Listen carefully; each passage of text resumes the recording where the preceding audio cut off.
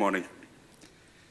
Your Excellency, the Right Honourable Datuk Sri Muhammad Najib bin Tun Haji Abdul Razak, Prime Ministers of Malaysia, Tan Sri Ong Kah Teng, Madam Majia, Tan Sri, Ministers in attendance, distinguished guests of honours and ladies and gentlemen, 大家早上好.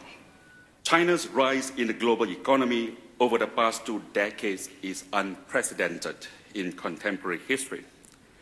Today, many are actually very familiar with the macroeconomics policies that have been articulated by China, including keywords such as the new normal, the Belt and the Road Initiative, and of course, the national digital policy called the Internet Plus. In fact, many prominent economists would agree that the country's proficiency in developing and utilizing the Internet has gone hand in glove with the rise in China's proportions of the global GDP.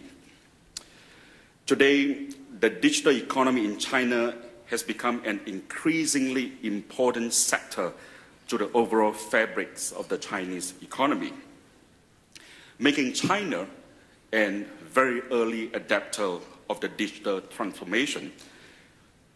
The digitalization in China has clearly provided a powerful catalyst to the transformation in China. And yet, one very, very crucial and important question that remain to be answered would be, will the role of such digitalization be even more prominent into the future? And if yes, why so? 240 years ago, Adam Smith described the ideas of an invisible hand when unintended social benefits were created due to individuals' pursuits of the gain. And I like to emphasize the key word unintended here. Over the years, scholars such as Leon Warris have concluded that the entrepreneur's self-interest operating in a highly competitive marketplace produces the unique conditions under which the society's total utility is seen to be maximized. Now, what if,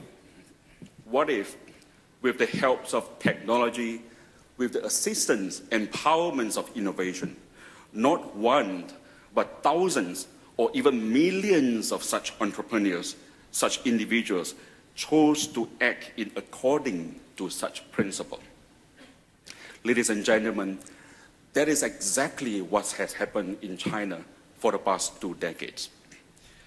The proliferations of entrepreneurs emerging from China in the past 2 decades is of historic proportions. Significantly, that defining moments of the rise in entrepreneurship in the past 2 decades has dovetailed with the developments of the Internet as an infrastructure, which now is the bedrock where various globally pioneering value-added services were invented and created. Today, we see many successful Internet ventures from China that are developing global reputations. BAT, the famous acronym referring to the 3 largest Internet companies in China, has a combined market cap of more than $500 billion US. And that, ladies and gentlemen, amounts to about 1/5 of the GDPs of the combined ASEAN countries. Do bear in mind that less than 2 decades ago, such companies did not even exist. There is no doubt that the Internet as an infrastructure, as a vibrant industry, and as a bedrock for disruption has improved productivity, innovation, and enhanced the various pillars of the supply sides of the economy. In fact, it is not at all surprising that transformation occurred with increased access to information, which was subsequently shared freely within the society. And information here we are talking about in the measures of terabytes of magnitudes and nanoseconds in speed. In turn, the resulting explosions in consumer demand became the primary driving forces that propelled the outstanding incremental growth of the entire digital economy. Today's Chinese consumers are so immersed in a digital life that they are building a new digital world altogether. A recent CNN documentary tells part of the story. You can actually pay for your breakfast by scanning a simple QR code. You can buy movie tickets, you can have lunch and then split the check right after your lunch. You can pay for your summons ticket and even apply for a traveling visa or just by using your mobile phone. There is apparently no need to carry a pocket full of cash and credit cards as long as you've got your mobile phone.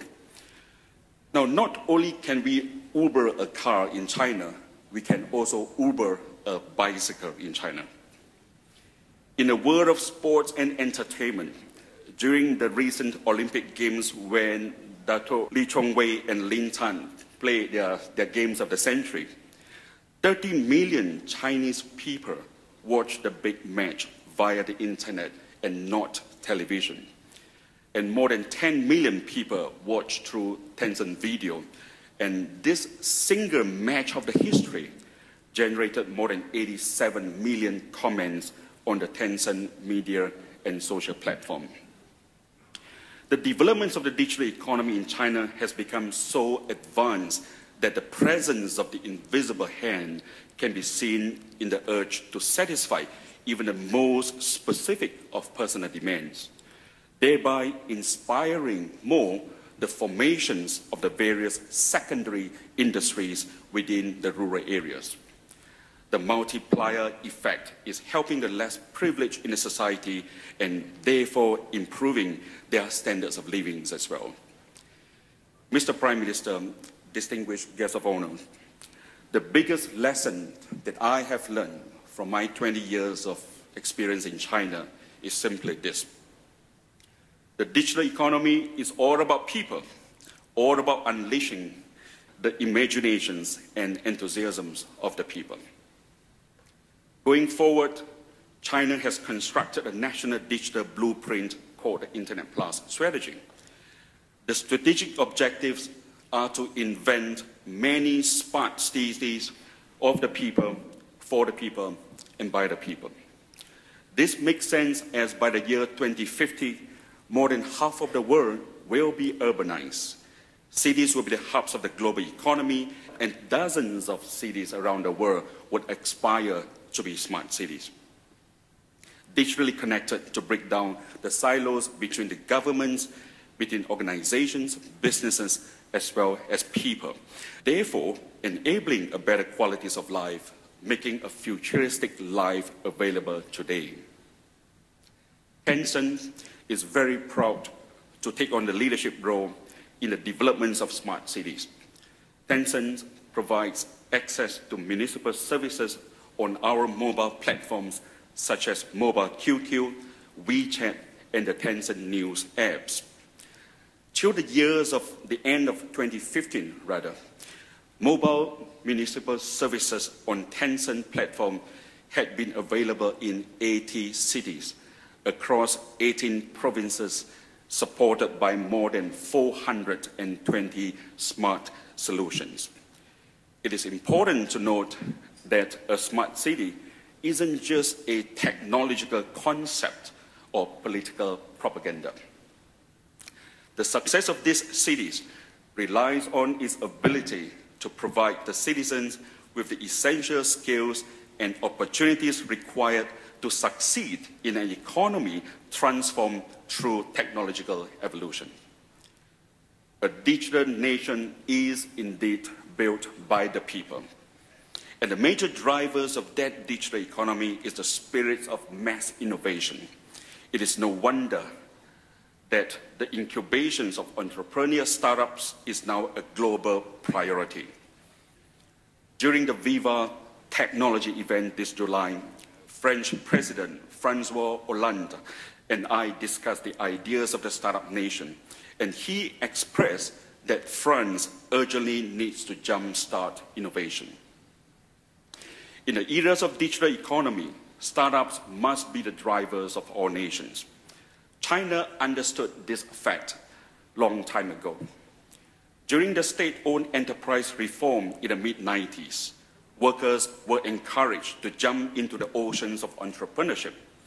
Then, China adopted policies incentivizing the returns of human capital from abroad, and currently, China emphasizes on digital innovation. China, over the past 2 decades, has indeed demonstrated huge focused commitment, determination, with consistent policies to attract and ignite the power of entrepreneurships and innovations. Mr. Prime Minister, ladies and gentlemen, China is not the only country in Asia that has identified a pathway to success. Malaysia is also on the very right momentum of the digital economy. Malaysia has the advantage of a young and creative talent pool, as well as a good base of technological know-how. The leadership is in place, the people are passionate and creative.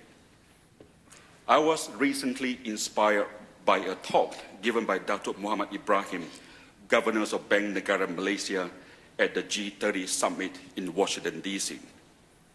Bank Negara Malaysia is leading the way in addressing the risks and opportunities posed by the fintech challenges and phenomenon.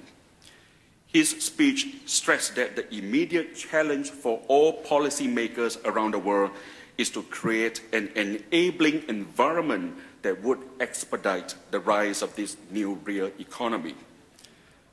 Governments indeed play important roles as facilitators, motivators, and the guardians angels of the society. A more forgiving and open mindset of the society is needed, or innovations are bound to remain good ideas that would never see the lights of the day. The digital world that we are living in today is moving so quickly to let innovations die on the vine. The rapid advancement of the digital economy cannot be reversed or halted. We all must simply act today.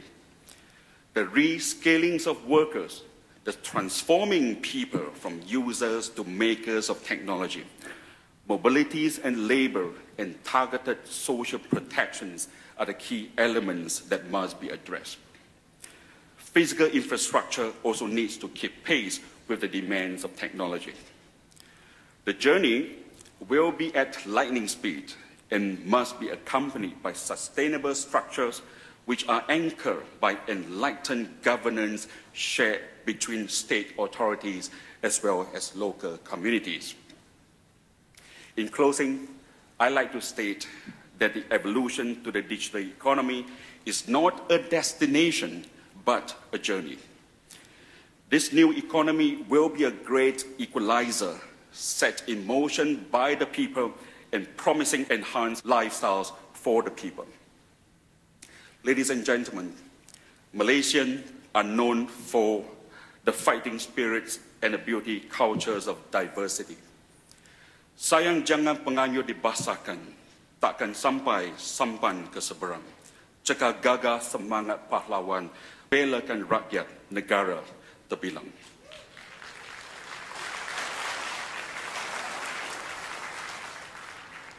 In the context of our current challenges, perhaps it is time for Malaysians to be bolder in embracing the invisible hands of the economy, bolder in unleashing the imaginations of our younger generations, and of course, bolder in preserving a righteous path towards a market economy organized for a broader-based prosperity. With that, terima kasih. Ladies and gentlemen, a big hand for Mr. SY Lau from Tencent. A very impressive presentation, especially with his recitation of our poem, our Pantun. Good job.